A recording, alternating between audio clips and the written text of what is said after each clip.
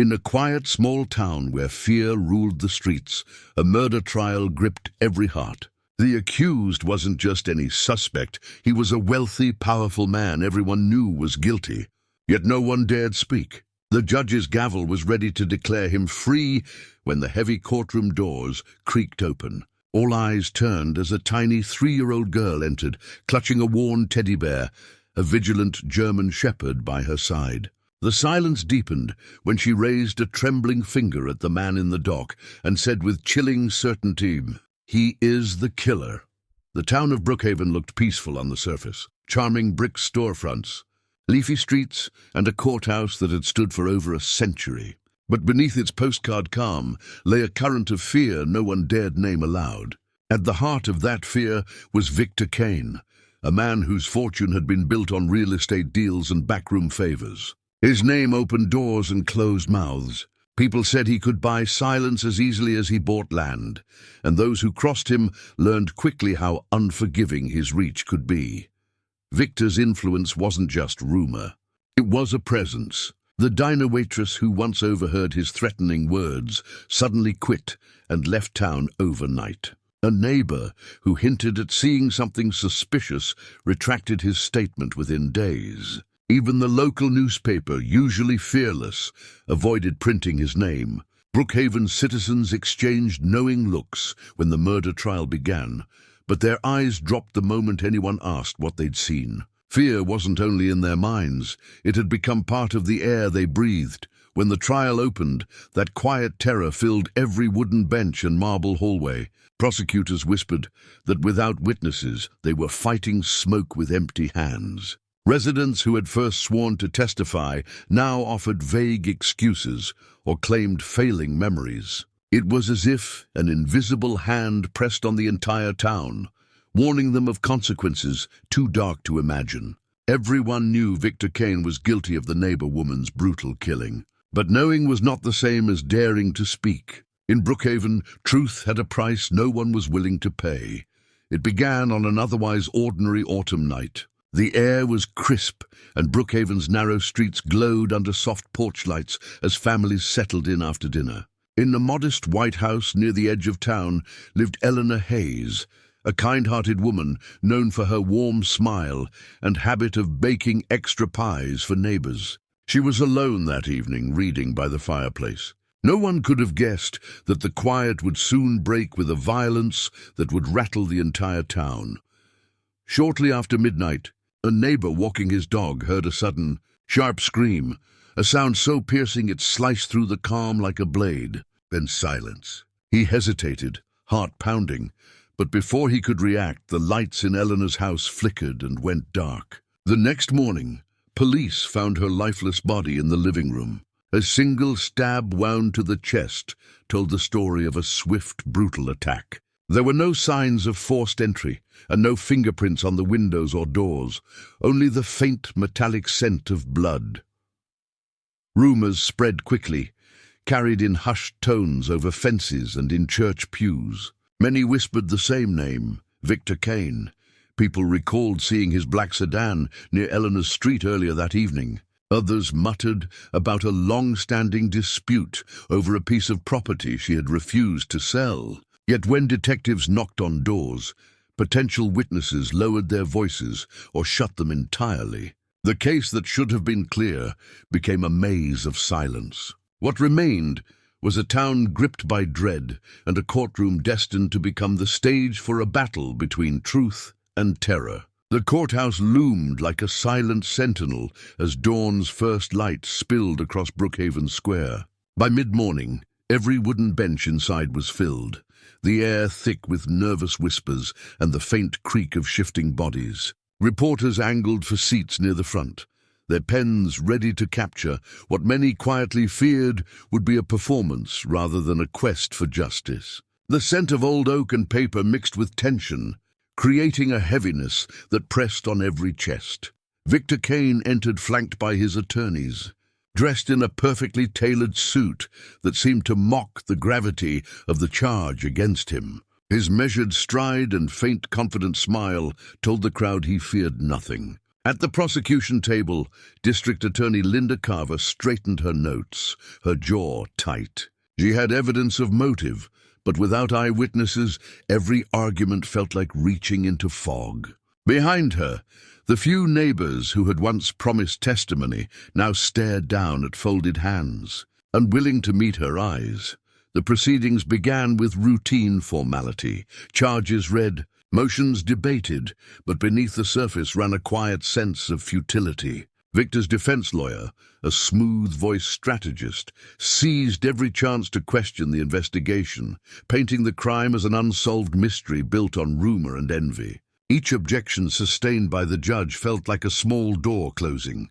As jurors shifted uneasily, Linda felt the weight of a town's silence pressing harder. The case that had once seemed straightforward was already slipping toward the impossible, and the trial had barely begun. Days passed like slow-moving shadows, each one dimming the prosecution's hope. Witness after witness took the stand, only to falter, their earlier statements collapsing into vague recollections or outright denials. "I'm not sure anymore," one mumbled, eyes fixed on the floor. Another claimed to have mistaken dates. Each retraction felt like a hammer blow, and murmurs of frustration rippled through the gallery. It was clear that fear, not forgetfulness, had stolen their voices. District Attorney Linda Carver pressed on, presenting fragments of circumstantial evidence, financial disputes, unexplained phone calls. But without direct testimony, every piece seemed brittle. Victor Kane sat motionless, a faint smile tugging at his lips, as if savoring the slow unraveling of the case. His lawyer capitalized on every gap, turning uncertainty into triumph. The jury's faces grew harder to read, their early curiosity fading into weariness. By the final afternoon, the atmosphere inside the courtroom felt heavy with resignation. Even the judge's measured tone carried a hint of defeat as he prepared to hear closing arguments. Outside, storm clouds gathered over Brookhaven Square, darkening the courthouse windows. Inside, it seemed justice itself was about to be eclipsed. All signs pointed toward the unthinkable, a murderer walking free, protected by wealth, fear, and silence. The gavel that once promised truth now seemed poised to seal the town's despair. The judge cleared his throat, gavel poised for the final time. A hush settled over the courtroom like a heavy blanket. Jurors leaned back, weary from days of testimony that led nowhere. Victor Kane reclined slightly in his chair, confidence radiating from his cold smile. District Attorney Linda Carver tightened her grip on her pen, knowing this might be her last chance, yet having no new words to offer. Outside, thunder rolled, a distant warning that no one in the room heeded. Then, creak. The massive double doors at the rear of the chamber swung open with a sound that echoed off the marble walls. Heads turned sharply. In the doorway stood a tiny figure, barely 3 years old, clutching a worn teddy bear. Beside her, a large German shepherd stepped forward with quiet authority, his amber eyes scanning the room. The murmuring gallery fell silent in an instant. Even the storm outside seemed to pause, as if holding its breath. The little girl stepped into the aisle, small shoes tapping softly against the polished floor. Each step carried a weight that belied her age. Gasps rippled through the crowd, and the judge straightened in surprise. Victor's smug expression faltered for the first time. No one moved or spoke as the child advanced, her companion dog matching her pace until she stood only feet from the defense table. The tension was so sharp it felt like glass. Every heartbeat loud, every breath caught, while the unexpected visitors commanded the room without a single word. For a moment the courtroom seemed frozen, as though time itself had stopped to watch. The little girl clutched her teddy bear tighter, her round eyes wide but unflinching. Then, with a small inhale that carried more courage than anyone expected, she lifted one hand and pointed directly at Victor Kane.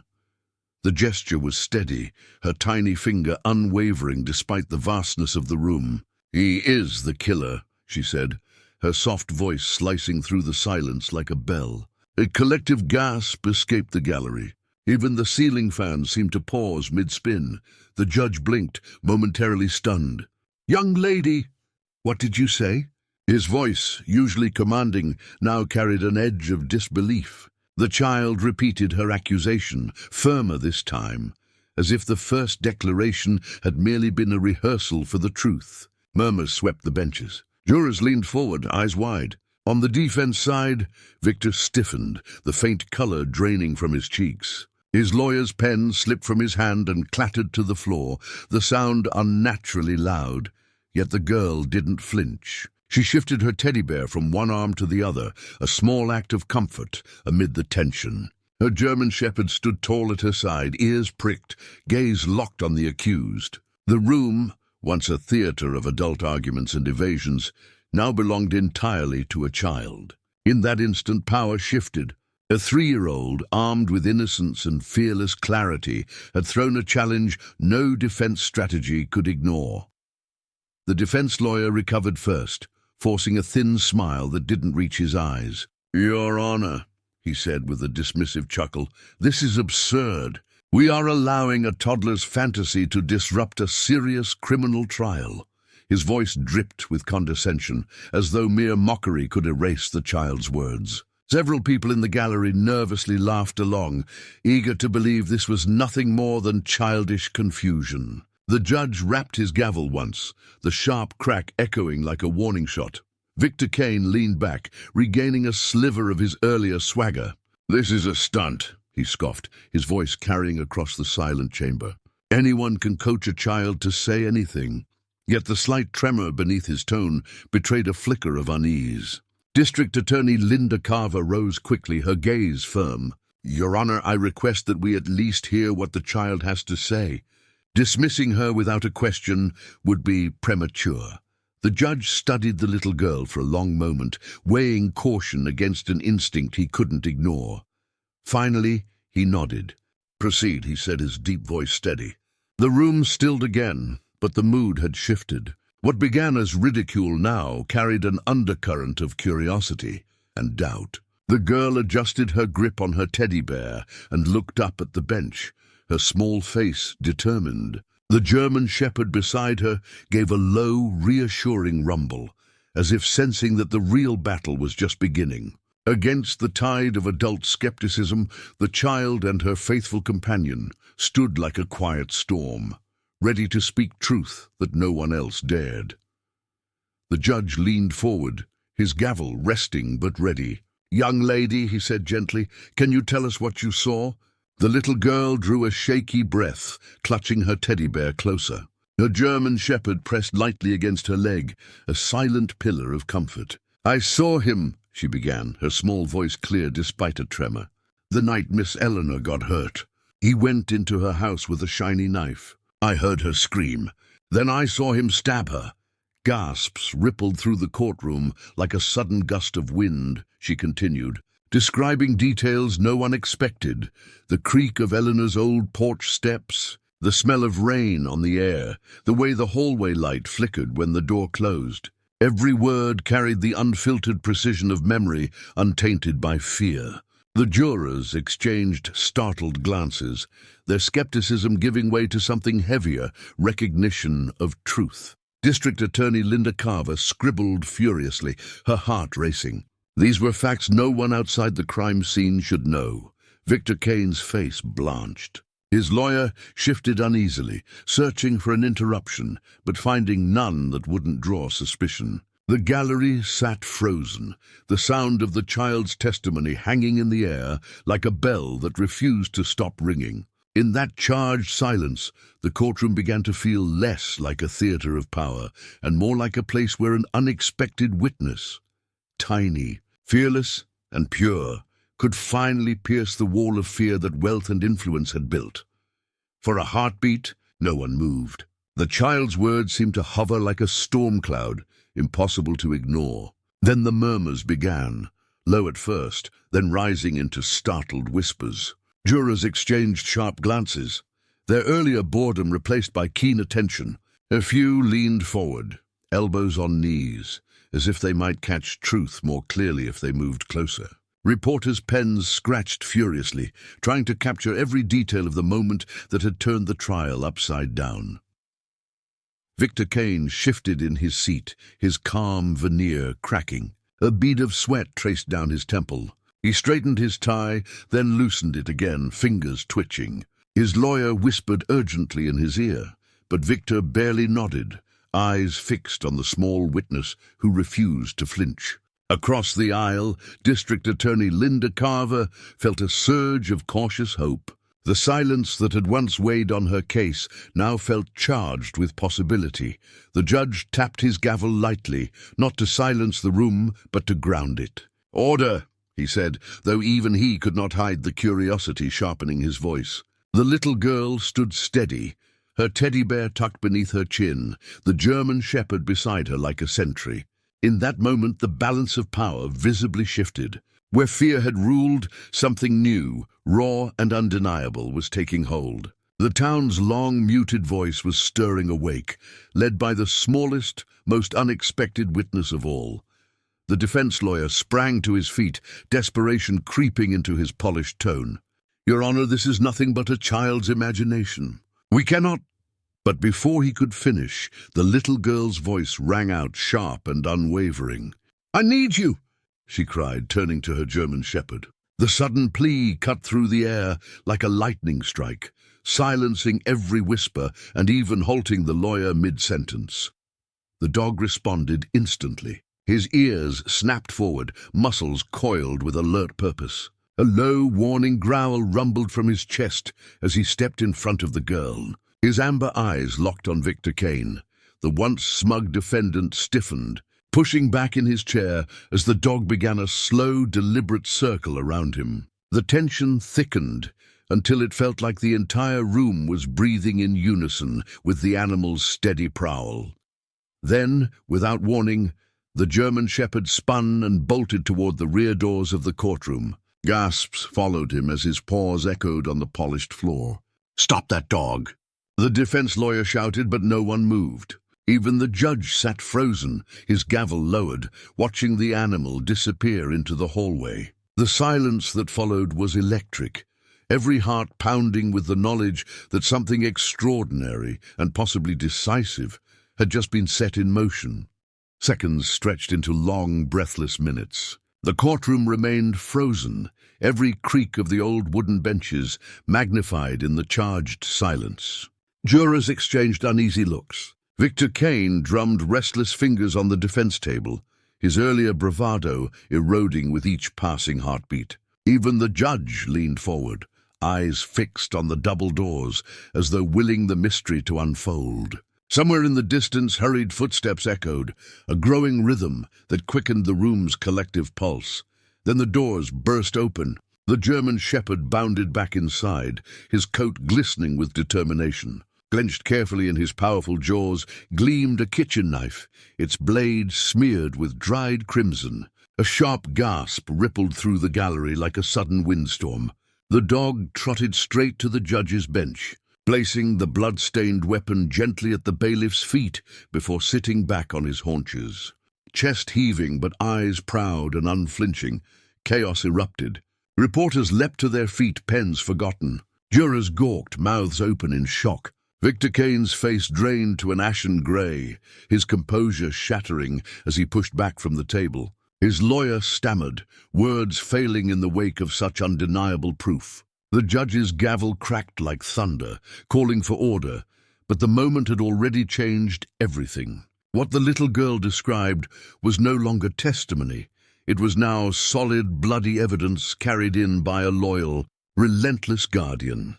The courtroom buzzed with frantic energy as the bailiff carefully lifted the knife, slipping it into an evidence bag with gloved hands. District Attorney Linda Carver wasted no time, demanding an immediate forensic test. The judge, still visibly stunned, granted the request without hesitation.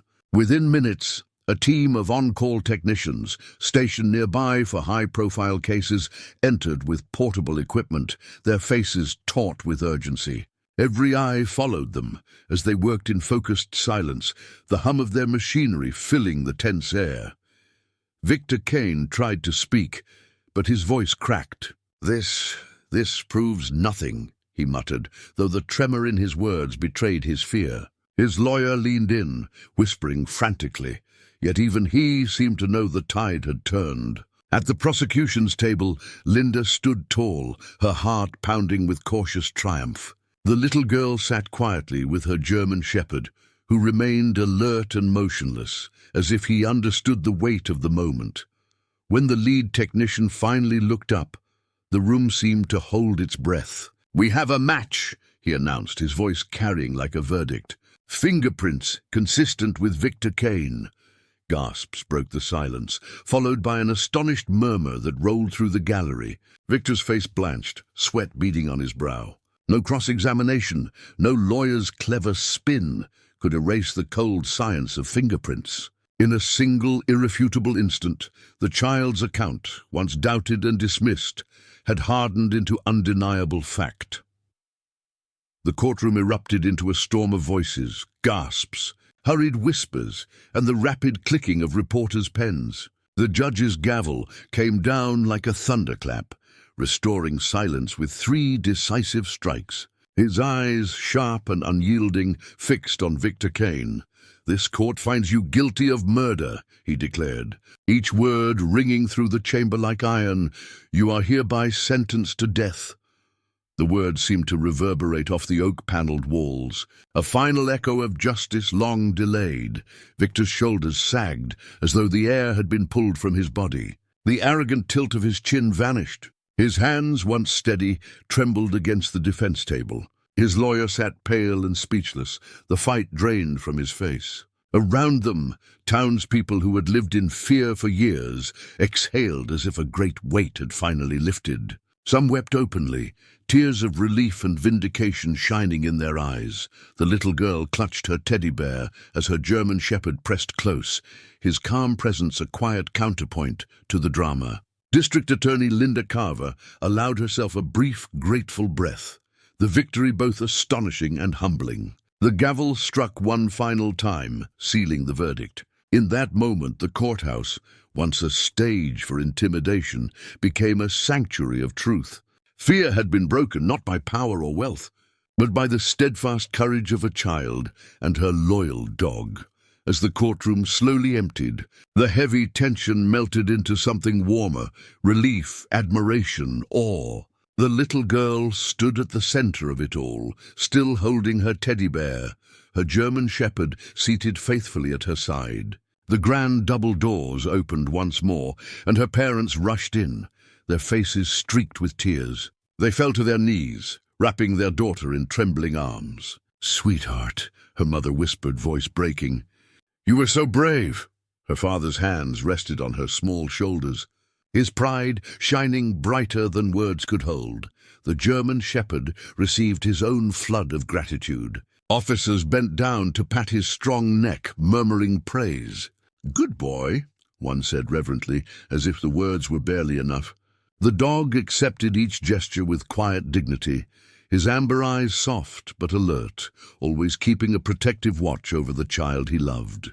Reporters snapped photographs, capturing an image that would soon travel far beyond Brookhaven, a fearless little girl and the steadfast guardian who had brought justice to light. District Attorney Linda Carver approached, her usual professional reserve softened by deep respect. "You saved more than a case today," she said, kneeling to meet the child's gaze. "You reminded us all what courage looks like." The girl managed a small, shy smile, pressing her cheek to the dog's head. Around them, townspeople offered gentle applause and tearful thanks. In that moment of reunion, gratitude flowed like a quiet river, proof that even in the darkest hours, love and bravery can outshine fear and change the course of an entire community. In the days that followed, Brookhaven awoke as if from a long oppressive dream. The courthouse that once symbolized fear now stood as a beacon of justice, its tall windows glowing warmly at night. Neighbors who had avoided one another for years began to meet on porches and in cafes, sharing stories freely without the weight of intimidation. Local newspapers printed bold headlines celebrating the courage of a child and her faithful dog, their photographs framed in shop windows like cherished family portraits. A quiet pride replaced the anxiety that had haunted the town's every street. Victor Kane's downfall became more than a single conviction. It became a lesson whispered in classrooms and retold in Sunday sermons. Parents pointed to the little girl as proof that truth needs no age to be powerful. The German shepherd was honored as a hero, awarded a gleaming medal at a public ceremony where the entire town gathered, cheering until their voices cracked. For the first time in years, Brookhaven felt united not by fear, but by shared gratitude and a newfound commitment to protect one another. And at the heart of it all was a memory no one would forget. A small child, steady as stone, and a loyal dog whose instincts pierced the silence of corruption. Their courage restored not only justice for Eleanor Hayes, but faith in a community's ability to rise against intimidation. Brookhaven would never again be the town where fear ruled. It would forever be the place where a little girl and her steadfast companion proved that truth, no matter how small, can change the world.